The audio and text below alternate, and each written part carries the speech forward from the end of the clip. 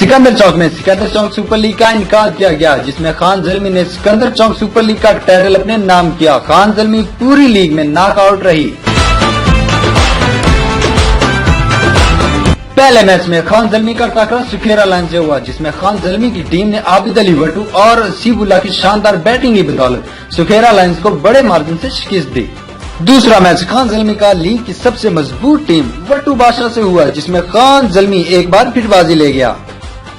तीसरा मैच खान ज़ल्मी का टकराव AH कलंदर से हुआ, जो आसानी से खान ज़ल्मी ने मैच अपने नाम किया और फाइनल के लिए क्वालिफाई कर लिया। फाइनल में फिर सामना वट्टू बादशाह से हुआ, जिसमें खान ज़ल्मी ने इमाम खान की जबरदस्त कप्तानी की बदौलत और सनसनीखेज मैच के बाद खान ज़ल्मी ने सिकंदर चौक सुपर लीग का टाइटल अपने नाम कर लिया। आखिर में मेहमान खसूसी रॉब जाल, मुस्तफा इकबाल और अजहर फरीद वट्टू की आमद ने लीग को 4 चंद लगा दिए और इनामात तकसीम किए।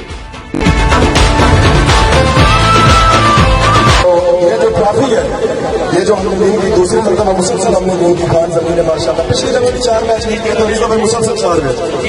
ये ट्रॉफी मैं हसन खान के हाथ से शहजाद सुखेरा को गिफ्ट करता हूँ। तशरीफ ले आए हसन खान और शहजाद